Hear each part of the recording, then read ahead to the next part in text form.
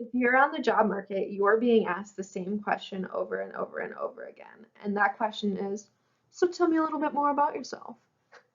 And you're having to come up with information about yourself on the spot to tell this other person who's a relative stranger and you don't know what to say. That's understandable. Well, today I'm going to talk to you about how to prepare and deliver a job market elevator pitch. What is an elevator pitch? An elevator pitch is a very short presentation aimed to introduce yourself, provide a summary, and make a proposal.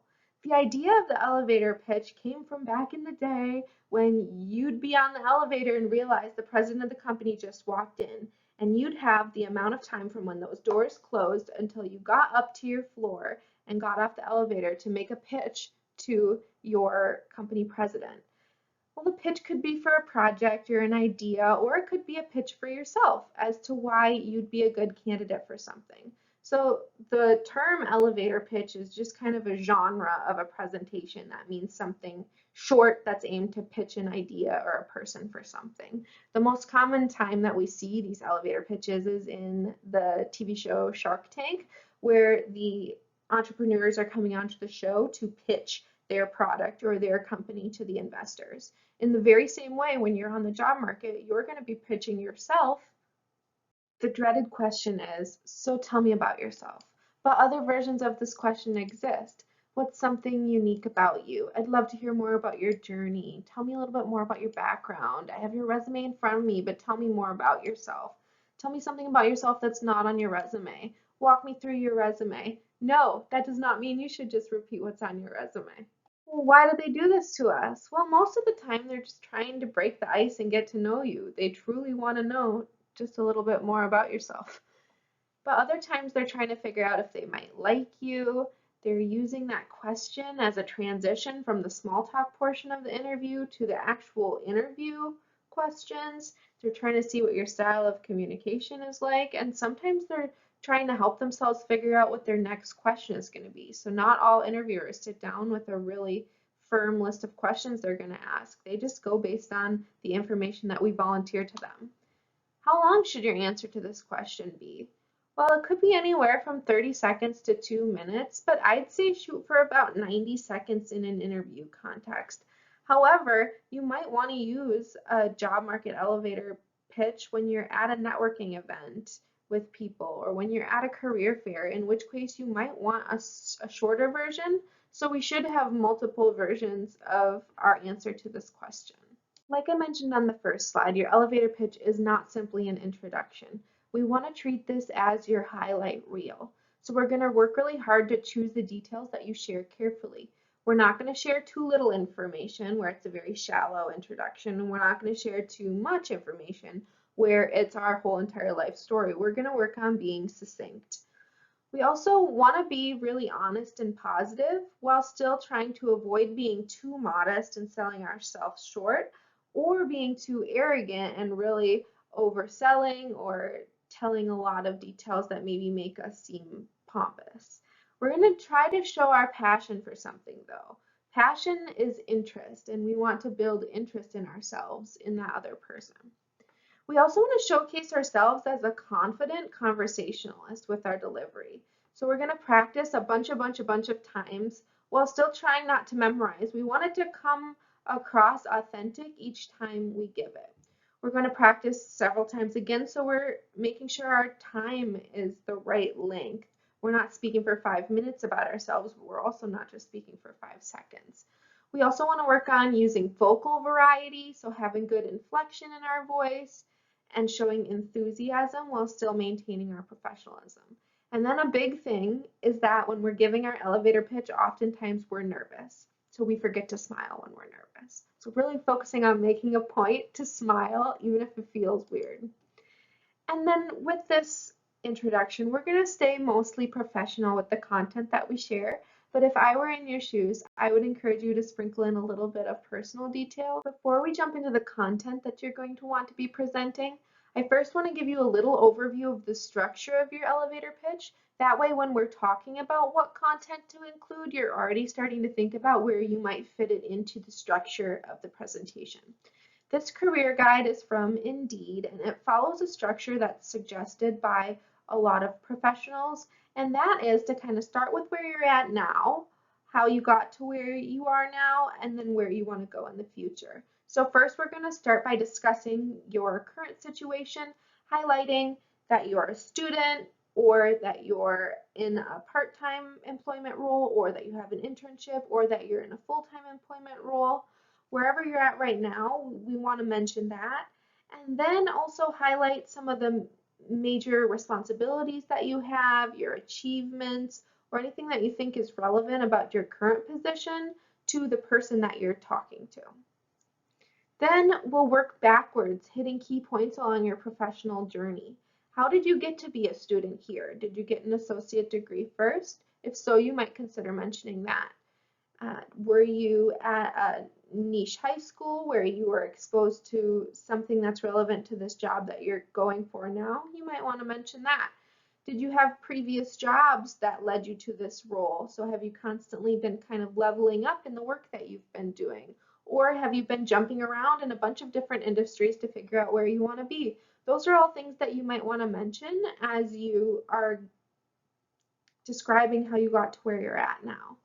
Then finally, we want to connect that old stuff and that current stuff to what you want to do in the future. So connect that previous work experience or your educational experience that you have now. We're going to try to connect that to where you want to go in the future. So why are you talking to this recruiter at a job fair? Why are you mingling with people at a networking event? Why are you sitting in front of an interviewer hoping to get a new job? That's the stuff we're going to focus on with the last part of our elevator pitch. You might be wondering, wow, what do I even put in here though? Okay, professional content. Let's think about it. I encourage you to honestly get out a piece of paper and plot out the key points in your career journey. What were the low points? What were the high points? What are the important points? What are the not so important points? And jot those down on a piece of paper. When did you start first thinking about this career? Why did you first start thinking about this career? What have you done to get to this point? What are you doing now? What do you want to do in the future? And really just jot all of that out.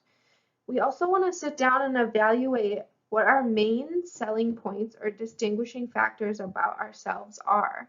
What are those skills, accomplishments, or personal qualities that you have that are unique or that might be relevant to this person that you're speaking to? What do you think would help you excel in this role? What sets you apart from the other people that they might have been talking to that day? And then we want to determine what our goals are for this interaction or for your career. So before you go into a networking event, what's your goal? What do you want to get out of that? Before you go into a job fair, what kinds of jobs are you looking for? How soon do you want to start? What kind of responsibilities do you want to have? Really determine that before you go into the interaction so you can kind of plan it into the last parts of your elevator pitch. Once you have your career journey plotted out, we really want to narrow it down to what the key points in your career journey are. So you might have had a few jobs that were irrelevant to the job you're doing now or the job you want to be doing. You might have had a few jobs where you stayed for only a few months and figured out it wasn't right for you. Cut those out. Figure out, okay, what are the most important or key parts of my career journey, and that's what you're going to mention. We also want to try to narrow down to about 2 main selling points that you want to highlight about yourself. So between 1 and 4 would be reasonable, but do you have expertise in something really specific? Do you have a specific experience having worked on a project that's related to what you want to be doing? Do you have skills that are related to this job or this person? We want to pick a couple of those and really highlight them. So you can either sprinkle them into your career journey. So for example, you could say you currently worked at this job. In that job, you developed X skill. Or you could add them afterwards. So you get done with saying your career journey and then you say, throughout my career, I've built these 2 or 3 skills or qualities about me that I think are unique or that I think benefit me in some way. And then ideally, we could use brief examples if you have them. So instead of just saying that you've gained marketing experience from your previous internships, tell us about a marketing campaign that you've done. Or if you tell us that you're a great salesperson, did you ever get a sales award or did you ever have a big dollar amount sale that you can tell us about? Those examples really help bring to life what you're saying. We also ideally want to connect those main selling points to the conversation that we're having. So why is it relevant to this person or this place that you want to work or this career fair that you're at? What makes it important? And then we're going to want to avoid going into too much detail, especially if this is in an interview setting. They're going to be asking you more questions about this stuff that you're touching on, so you don't have to tell every last detail now. We also don't want to go way back to your childhood or your hometown or your high school unless it's very relevant to what we're talking about now. We also don't want to talk super in depth about jobs or things that are unrelated to where we want to be going, because we really want this elevator pitch to be kind of pitching our value for the future. And we also don't want to rush into deeper conversations about why we want to work in this role or in this company, because chances are that question is coming as well. And then I mentioned before that we might want to include some personal details about ourselves. Again, this is optional, but most of the time when people are looking to hire somebody, they're not just looking to hire a worker bee that's going to be functioning in their organization. They're hiring a coworker, a colleague, somebody they're going to have to deal with a lot. So these personal details help humanize us and bring our personhood into the workplace. So we want to focus on picking stuff that couldn't be viewed as problematic. So if you go to the club every weekend with your friends, that's totally great. But we probably don't want to mention that in our elevator pitch. Or if you go on weekend hiking trips and you leave your phone at home and you totally disconnect, that's great for you and probably great for your mental health. But again, we don't need to be alluding to our potential employer that we really cut ourselves off from technology and are unavailable to our workplace, even if that's the case. We also want to try to at least frame everything positively. So if you do go clubbing with your friends every weekend, saying things like, I love to spend time with my friends and listen to music. They don't need to know it's at the club. If you love to go hiking, again, you can just say, I love to go on hiking trips. They don't need to know that you leave your phone at home and disconnect. Same way with television. For me personally, I'm a big couch potato. I love watching TV. But I shouldn't say something like, I know it's not very exciting, but I love to watch TV. I'm a major couch potato. Well, that makes it sound like a negative thing, and your hobbies aren't negative things. I really love watching TV. I work super hard during the week, so I reward myself binge watching reality TV. That's a much more positive frame on the same concept. And then we want to consider what could be useful or relevant to this position or organization. So if you really don't know what to talk about, do you want to highlight your intellectual side? You could talk about reading or trivia or word games. If you want to talk about your relationship building, you could talk about playing sports, watching sports, being a foodie. If you want to talk about your character or commitment to the community, you could emphasize the formal and informal volunteer work that you do, as well as your interactivity with others, that you're a social organizer, that you like to host gatherings with people, you like to go to community events. Those are all things that you might highlight that could emphasize the kind of person you might be in the workplace too.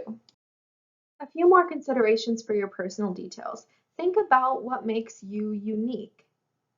What makes you special from other people? What are your hobbies that are kind of strange compared to your family and friends? Those can be fun things to bring up and give you lots of stuff to talk about with your conversation partner. We also want to avoid talking about things that are more important than our careers. So if you jump in and say, ballet is my life, I was born to be a ballerina, I spend all my time dancing. That might tell them, oh, well, is ballet more important to them than work? Which, yes, it can be and it should be, but we don't need to say the quiet part out loud. So we can say, I'm an avid dancer, I grew up wanting to be a ballerina, and now I attend ballets regularly.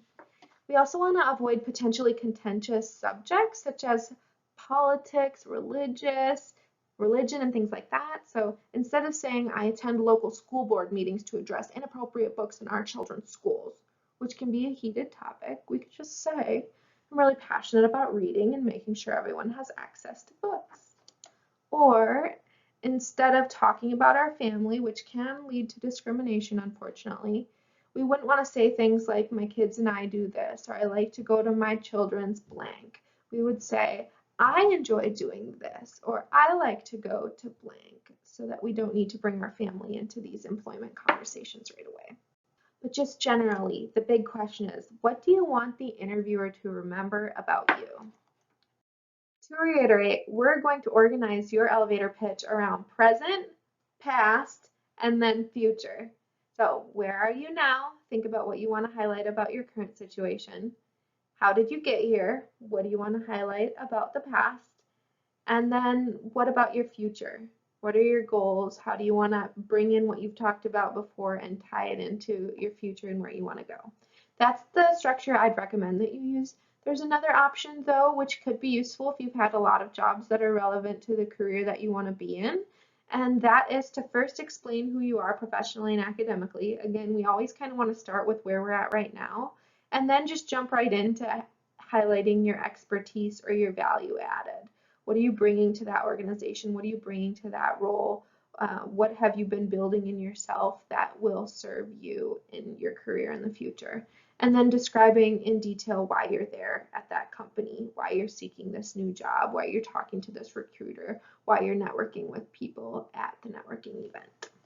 So sit down, plan it out, practice, practice, practice. Your elevator pitch can really set the tone for an awesome interview, and it can also be a great first introduction to someone at a networking event or a career fair. Good luck creating your elevator pitches, and I cannot wait to hear them.